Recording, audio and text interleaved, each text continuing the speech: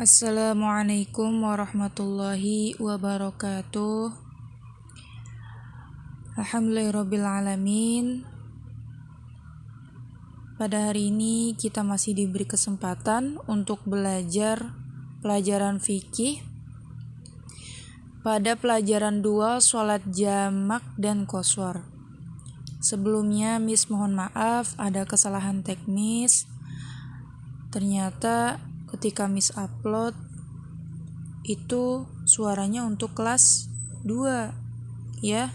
Miss sangat tidak tahu dan ini kesalahan Miss juga. Langsung saja sebelum kita mulai pelajaran, alangkah baiknya kita memulai segala sesuatu mengucapkan Bismillahirrahmanirrahim. Ketentuan sholat qashar. 1. Pengertian sholat qashar itu adalah sholat fardu yang diringkas jumlah rokaatnya pada sholat-sholat tertentu. Jadi hanya sholat-sholat tertentu aja yang bisa diringkas sholat qashar. Apa saja hukumnya sholat qashar? Nah, sholat qashar ini hukumnya boleh alias mubah ya. Hukumnya boleh alias mubah. Mubah itu artinya boleh. Yang ketiga, sholat qashar ini lebih baik bagi orang yang apa? Bagi orang yang dalam perjalanan serta cukup syarat-syaratnya. Nanti syarat-syaratnya akan disebutkan. Yang selanjutnya Allah berfirman, dan apabila kamu bepergian di bumi, maka tidaklah berdosa kamu mengqashar sholat. Surat An-Nisa ayat 101. Jadi di sini maksudnya adalah Allah membolehkan bagi orang yang bepergian untuk mengqashar sholat, untuk meringkas sholat. Selanjutnya, sholat yang boleh diqashar apa saja? Sholat yang boleh diqashar ini sholat fardu yang berjumlah 4 rakaat, di antaranya zuhur, asar, isya. Nah, kalau sholat maghrib dan subuh ini tidak bisa diqashar. Tetap wajib dikerjakan sesuai jumlah rakaatnya. Seperti sholat maghrib, jumlah rakaatnya 3, dikerjakan 3-3-nya.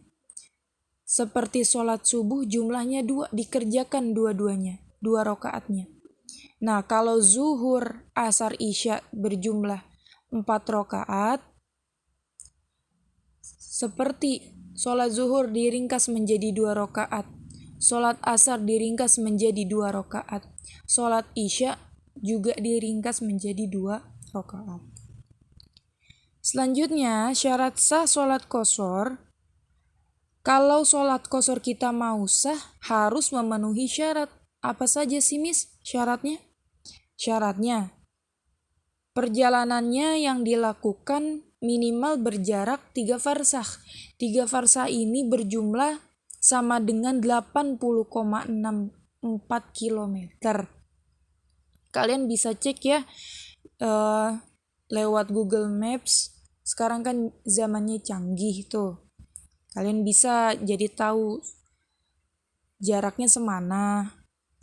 Selanjutnya, kalau kita mau sah sholat qasharnya, perjalanan yang dilakukannya bukan untuk bermaksiat. Bermaksiatnya ini seperti berjudi, mencuri, dan sebagainya. Maka sholat qasharnya tidak sah. Kalau mau sah, perjalanannya yang dilakukan seperti bersilaturahim, ya, bersilaturahmi kayak mudik ke rumah nenek, ke rumah tante, lalu berdagang, haji, umroh, dan sebagainya. Itu sah sholat qasharnya kalau perjalanannya dilakukan untuk melakukan hal yang baik. Yang selanjutnya, sholat yang boleh diqashar harus berjumlah 4 rakaat. Seperti tadi, zuhur, asar, isya berjumlah 4 rakaat kan? Zuhur 4 rakaat diringkas menjadi 2 rakaat. Asar diringkas dari 4 rakaat menjadi 2 rakaat.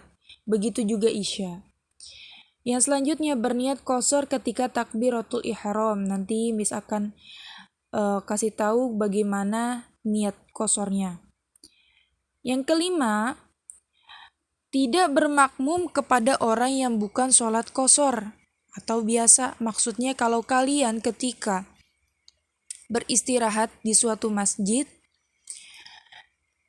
nah kalian mau sholat berjamaah tapi kalian mau qashar. Kalau kalian berjamaah kepada orang yang tidak sholat qashar, maka sholat qasharnya tidak sah. Maka alangkah baiknya kalian berjamaah dengan keluarga yang satu perjalanan, seperti ibu bapak kalian. Nah itu boleh, karena sama-sama sholat qashar. Boleh nggak Mi sholat sendiri? Boleh, karena lebih menjamin sahnya sholat qashar, karena kembali ke niat masing-masing. Nah, tata cara sholat qashar ini diantaranya yang pertama niat. Yang paling penting di sini adalah niat. Kalau niatnya tidak sesuai maka sholat qasharnya tidak sah. Nah, contoh niat sholat qashar zuhur, usolli fardhoz zuhri rakaataini qashran lillahi ta'ala.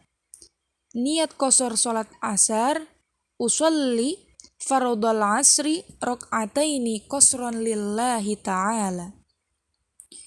Niat qashar sholat isya, usolli fardhal isya'i rakaataini qashran lillahi ta'ala.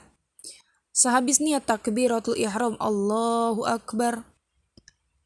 Nah, dilakukannya sebanyak 2 rakaat seperti sholat biasa. 2 rakaat ya tapinya. Selanjutnya itu salam. Selesai. Gampang kan? Nah, kita sekarang masuk ke sebab-sebab diperbolehkannya sholat jamak dan sholat qashar. Jadi ada sebab-sebabnya kita diperbolehkan sholat jamak dan qashar. Nah, diantaranya kita yang pertama melakukan perjalanan sekitar 3 farsakh sama dengan 80,64 km. Yang kedua, keadaan yang darurat. Keadaan yang darurat itu seperti kalian terjebak di jalan tol karena jalannya ini macet total. Ya. Nah, maka dari itu kalau misalkan waktunya tidak memungkinkan, kalian diperbolehkan menjamak atau mengqashar sholat. Yang ketiga, hujan lebat. Tiba-tiba di suatu masjid atau musola turun hujan yang sangat lebat. Kan khawatir kalau misalkan kalau kita keluar pulang terjadinya sesuatu yang tidak diinginkan, maka diperbolehkan menjamak dan mengqashar sholat. Yang selanjutnya karena sakit.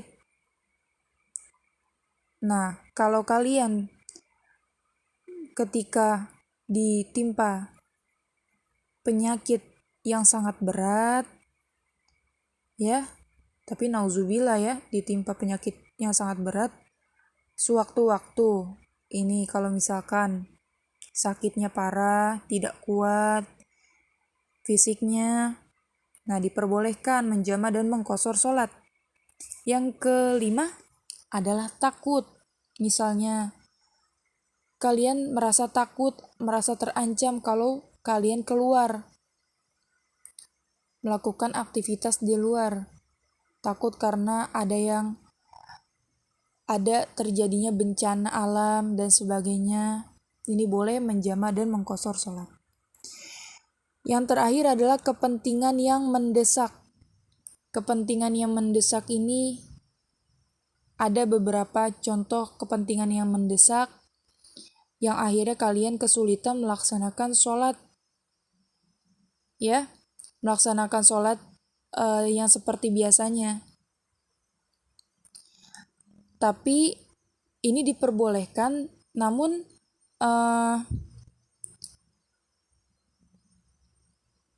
hanya untuk kepentingan yang mendesak, asalkan ini tidak dijadikan kebiasaan dalam keseharian kita. Hanya hal-hal yang tertentu, kepentingan yang mendesak. Baiklah, itu saja materi pada hari ini. Adapun tugasnya, silahkan kalian praktik sholat qashar, boleh pilih di antara zuhur, asar, isya. Mohon maaf apabila ada kesalahan kata, itu datangnya dari pribadi Miss dan kebenaran datangnya dari Allah Subhanahu wa taala. Semoga kalian bisa mempraktikkan, kalian bisa memahami, kalian bisa lakukan pada waktu-waktu kalian butuhkan, seperti kalian ketika mudik, kalian bisa tidak bingung lagi harus seperti apa sholat qasharnya, kalian sudah tahu. Dan Miss tutup pelajaran hari ini dengan mengucapkan Alhamdulillahirobbilalamin. Wassalamualaikum warahmatullahi wabarakatuh.